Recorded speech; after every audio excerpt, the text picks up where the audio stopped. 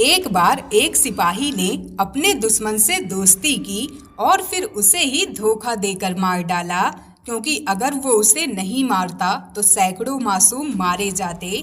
ये कहानी है उरी द सर्जिकल स्ट्राइक जैसी फिल्म की, जहां भारत ने अपने जवानों की शहादत का बदला लिया, वो भी एक सर्जिकल स्ट्राइक से।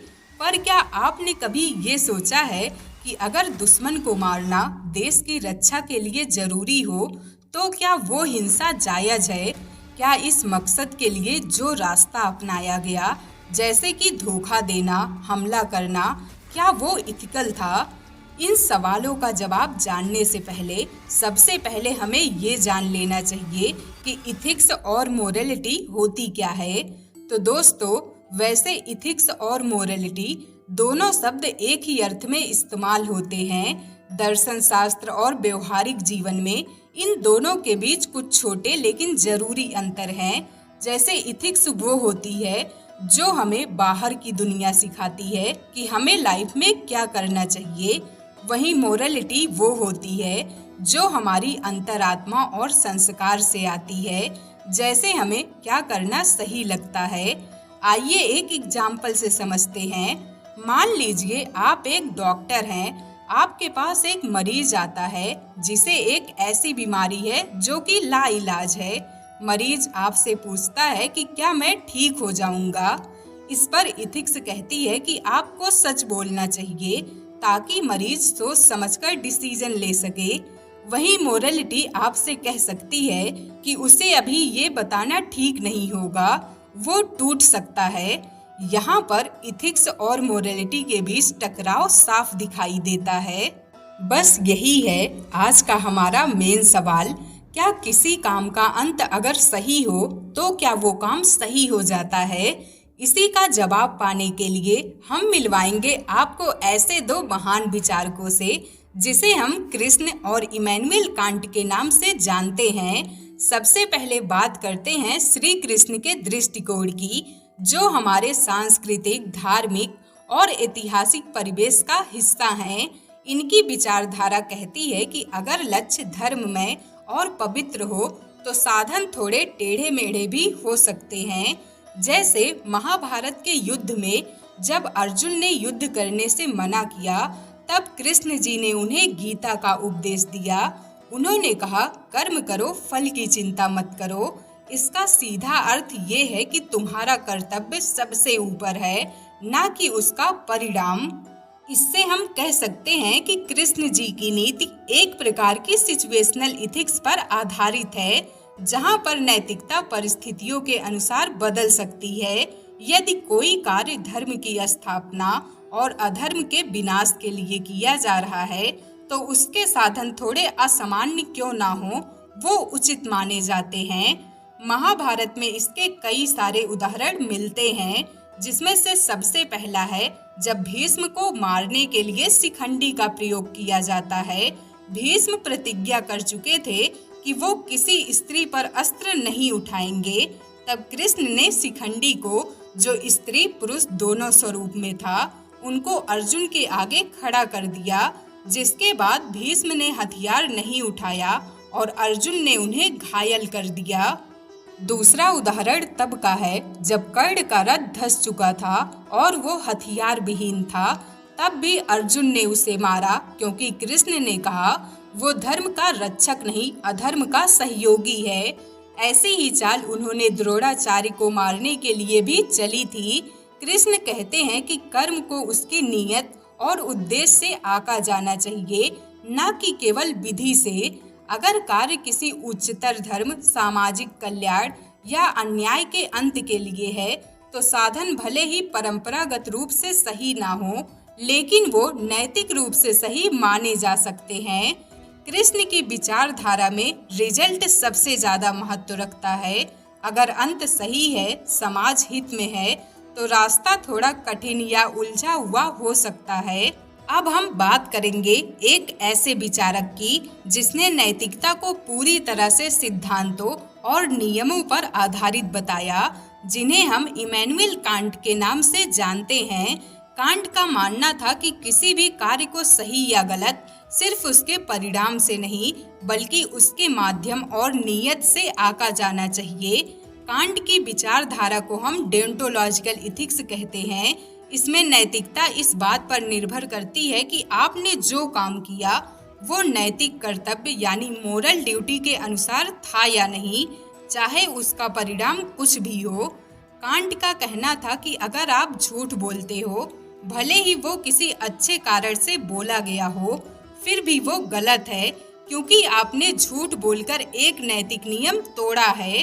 कांट ने नैतिकता को एक मजबूत नियम में पिरोया, जिसे उन्होंने कहा कैटेगोरिकल इम्परेटिव। इसके दो मुख्य सिद्धांत हैं, जिसमें से सबसे पहला है कि तुम वही कार्य करो जिसे तुम चाहते हो कि वो सबके लिए एक यूनिवर्सल लॉ बन जाए।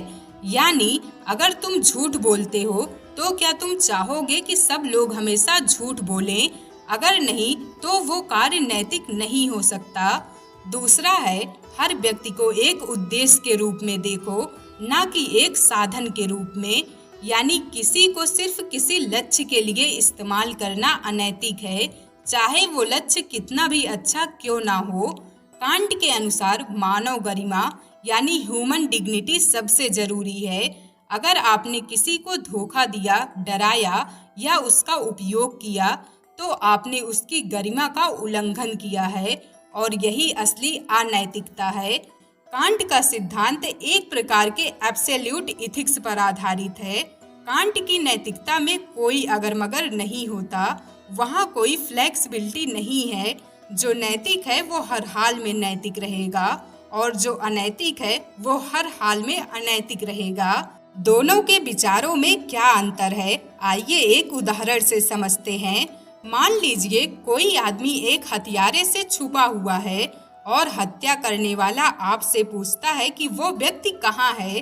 अगर आप सच बोलते हैं तो वो व्यक्ति मारा जा सकता है, अगर झूठ बोलते हैं तो आप नैतिक नियम तोड़ते हैं। इस पर कृष्ण शायद कहते कि जान बचाओ, झूठ बोलो, लेकिन कांट कहेंगे सच बोलना ही नैतिक कर्तव्य है, चाहे नतीजा कुछ भी हो। सुनने में शायद आप कांट के नजरिए को ना माने, पर कांट का दृष्टिकोण आज की दुनिया में भी लागू होता है, लेकिन चुनौतियों के साथ। सरकारी संस्थाएं, न्यायालय, मानव अधिकार संगठन कई बार कांट के नियमों को आदर्श के रूप में अपनाते हैं, लेकिन जहां पर फ्लेक्सिबिलिटी की जरूरत हो, जैसे युद्ध, राजनीति या कूटनीति, वहां कांट का दृष्टिकोण अक्सर व्यवहारिक नहीं लगता। कृष्ण कहते हैं, अगर तुम्हारा उद्देश्य धर्म की स्थापना है तो जरा सी चतुराई या झूठ भी क्षमा है। वहीं कांट कहते हैं, अगर तुम्हारे कर्म ही नैतिक नहीं हैं तो तुम्हारा उद्देश्य चाहे जितना भी महान हो, वो नैतिक नहीं हो सकता। फिलॉसफी किताबों तक सीमित नहीं रहती, इसकी असली परीक्षा तब होती है जब हम इन विचारों को आज की दुनिया में लागू करने की कोशिश करते हैं। जैसे अभी हमारे देश ने आतंकवादियों को मारने के लिए ऑपरेशन सिंदूर किया। इस पर कृष्ण का दृष्टिकोण कहता कि देश की रक्षा सबसे ऊपर है। यदि साधन कठोर हैं लेकिन उद्देश्य जन कल्याण है तो वो नैतिक है।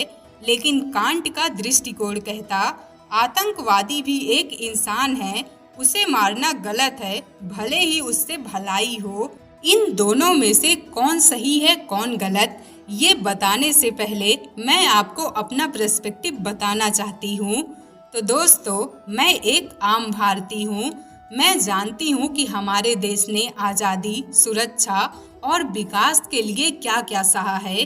गांधी जी ने हमें सत्य और अहिंसा का रास्ता दिखाया, लेकिन जब हालात बेकाबू हो जाते हैं तो हम चंद्रशेखर आजाद, भगत सिंह और नेताजी सुभाष चंद्र बोस जैसे लोगों की ओर भी देखते हैं, जिन्होंने कहा कि अगर लक्ष्य देश की आज़ादी है तो रास्ता कभी कभी तलवार का भी हो सकता है। मैं उस धरती से आती हूँ जहाँ कृष्ण ने अर्जुन को युद्ध के लिए प्रेरित किया, ये कहकर कि अगर धर्म की रक्षा करनी है तो कठोर निर्णय जरूरी है। लेकिन मेरा ही संविधान, मेरे ही स्कूलों में मुझे सिखाया गया कि सच्चाई, ईमानदारी और कर्तव्य ही असली नैतिक मूल्य है। यहीं से ये द्वंद्व शुरू होता है। जहाँ दिल कहता है कि कृष्ण सही हैं, लेकिन अंतरात्मा कभी कभी कांट की तरह बोलती है। तो मेरा मानना है कि हर स्थिति को समझना जरूरी है। अगर साधन अनैतिक है तो लक्ष्य भी खोखला हो सकता है, लेकिन अगर रास्ता थोड़ा टेढ़ा है और मकसद साफ है तो हमें उस राह पर सोच समझकर चलना होगा, ना कि सिर्फ भावनाओं में बहकर। क्योंकि भारतीय संस्कृति हमेशा ये कहती है, धर्म वो है जो सृजन करे, न्याय लाए और मनुष्य को ऊपर उठाए। साधन और साध्य दोनों की शुद्धता ही असली नैतिकता है। आज हम सब एक ऐसे समाज में जी रहे हैं जहां मूल्य भी है और व्यवहारिकता भी। कभी कभी हमें कृष्ण बनकर निर्णय लेना होता है, देश के लिए, परिवार के लिए, लेकिन कभी कभी हमें कांट की तरह उस सिद्धांत पर अडिग रहना पड़ता है, भले ही उसकी कीमत कुछ भी हो। तो दोस्तों, इन दोनों ही दृष्टिकोणों में शायद कोई सही या गलत नहीं है। कृष्ण का दृष्टिकोण व्यवहारिक है, जो जीवन और युद्ध से निकला है। वहीं कांट का दृष्टिकोण सैद्धांतिक है, आदर्शवादी है और सार्वभौमिक है। आपने कृष्ण की नीति को भी सुना और कांट की सिद्धांतशीलता को भी समझा। दोनों दृष्टिकोणों में गहराई है, साहस है और दोनों हमें अलग अलग परिस्थितियों में अलग तरह से सोचने के लिए प्रेरित करते हैं। तो अब सवाल ये नहीं है कि कौन सही है, कृष्ण या कांट। असली सवाल ये है कि आप कौन बनना चाहते हैं और कब। क्या आप एक ऐसे व्यक्ति बनना चाहेंगे जो धर्म की रक्षा के लिए कॉम्प्लेक्स डिसीजन ले सके, या फिर ऐसे बनना चाहेंगे जो हर परिस्थिति में सच्चाई और सिद्धांत पर अडिग रहे। आप क्या चुनेंगे, हमें कमेंट में जरूर बताइएगा। याद रखिएगा, सच्चा नैतिक इंसान वो है जो दोनों की सीख को समझता है और समय के अनुसार सही चुनाव करता है। आज के लिए बस इतना ही। Thank you for watching. खुद को बेहतर बनाते रहिए।